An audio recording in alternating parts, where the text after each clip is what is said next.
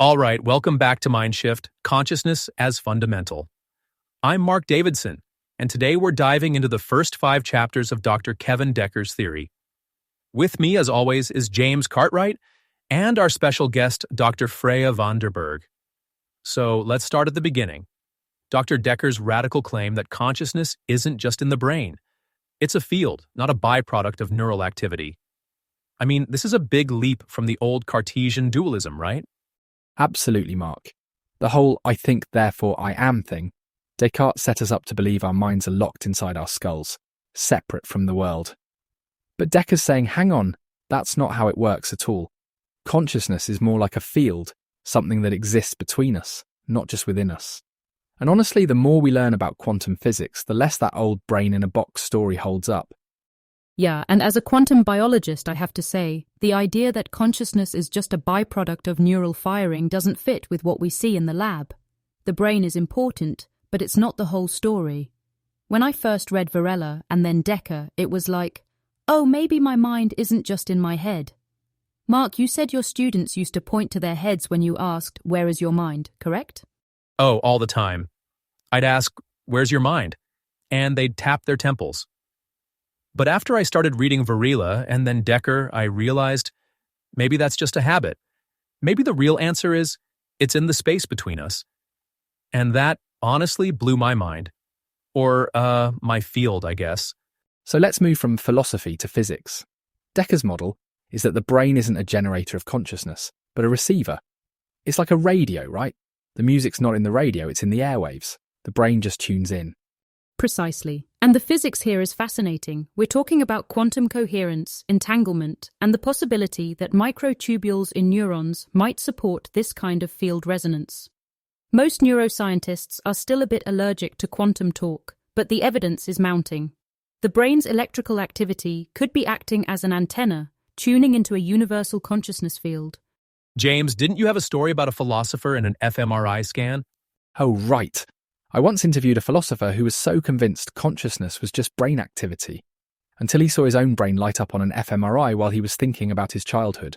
He was speechless. He said, but where's the me in all this? It's like the more we look, the more it seems like the brain is just the interface, not the source. And you know, a lot of quantum biologists worry about decoherence, like how can quantum states survive in the warm, wet brain? But recent research on microtubules suggests they might be more robust than we thought. The brain could be protecting these delicate quantum states, at least long enough to function as a receiver.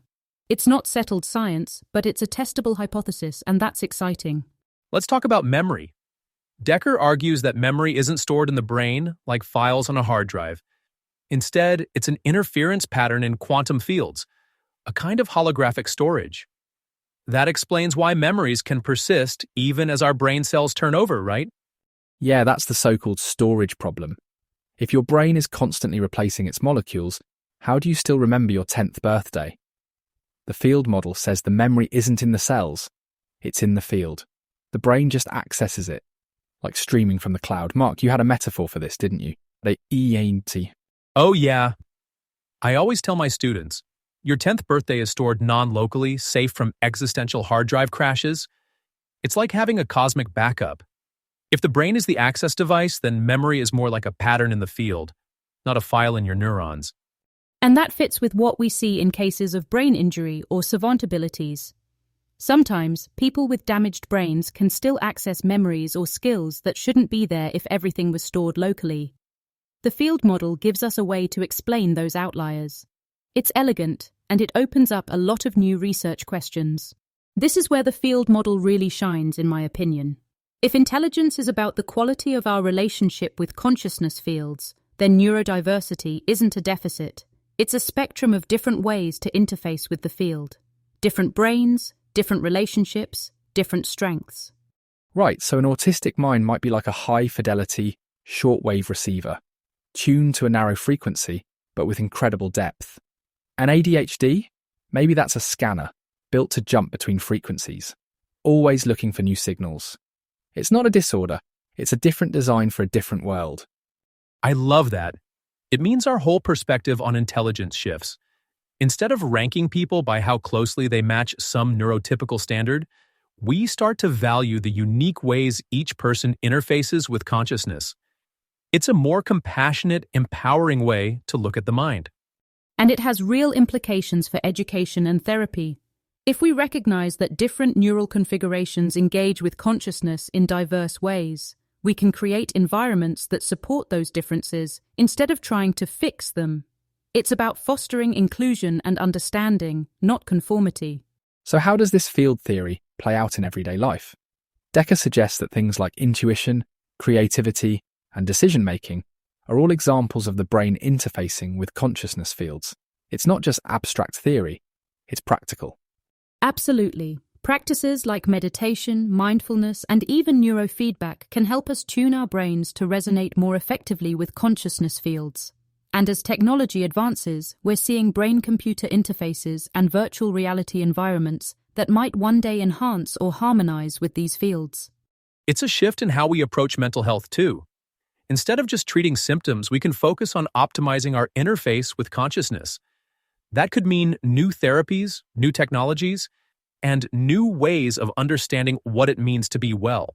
On the personal side, Decker talks about developing meditation and mindfulness practices that focus on attuning ourselves to the flow of consciousness fields. It's about enhancing intuition, emotional resilience, and even creativity by optimizing our resonance with the field.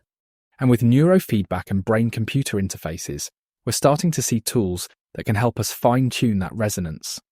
Imagine a daily routine that includes reflective journaling and visualization exercises, all designed to reinforce the idea that your brain is an interface, not a generator. It's a deeper connection to the consciousness landscape. It's a practical way to bring these ideas into your life. You don't have to be a scientist to benefit from understanding your brain as an interface. Anyone can experiment with these practices and see what works for them. Of course, with new technologies come new ethical questions. If we're developing brain-computer interfaces and virtual reality systems that can influence consciousness fields, we need to think carefully about transparency, consent, and inclusivity. Exactly. Researchers and developers have a responsibility to ensure that these innovations are used ethically. That means being transparent about how the technology works, obtaining informed consent, and making sure that everyone has access, not just a privileged few. And it's not just about technology. We need to integrate consciousness field awareness into education and therapy too. That could mean new frameworks for teaching, new approaches to mental health, and a greater focus on individual well-being. Looking ahead, we're talking about interdisciplinary workshops that bring together neuroscience, quantum physics, and philosophy. The goal is to educate both the public and professionals about the practical applications and implications of consciousness field theory. And as we develop brain-computer interface technologies, we need ethical guidelines that prioritize user consent, privacy, and the safeguarding of consciousness integrity. It's about responsible innovation, not just pushing the boundaries for the sake of it. Collaboration is key. By bringing together researchers from different fields, we can explore the therapeutic potential of consciousness field resonance. That could lead to new methods for mental health treatment and cognitive enhancement. On a personal level, developing a daily mindfulness routine that involves attuning to subtle shifts in consciousness fields can enhance mental clarity and emotional balance. Neurofeedback sessions can help refine that resonance in real time, and journaling can track your growth as you learn to interface more harmoniously with consciousness fields. It's about being proactive in your own development. By focusing on the brain as an interface, you can cultivate a deeper connection to the consciousness landscape and foster personal growth in ways that go beyond traditional self-improvement methods. And it's something anyone can try. You don't need fancy equipment, just a willingness to experiment and pay attention to your own experience. Finally, integrating consciousness field theory into mainstream science and education means developing interdisciplinary collaborations between physicists, neuroscientists, and philosophers. It's about breaking down silos and fostering early engagement with these paradigm-shifting ideas. That could mean new curriculum modules for schools, pilot programs in therapy and mental health, and a greater emphasis on consciousness field awareness in all areas of life. It's a big shift, but the potential benefits are enormous. And that's a great place to wrap up for today.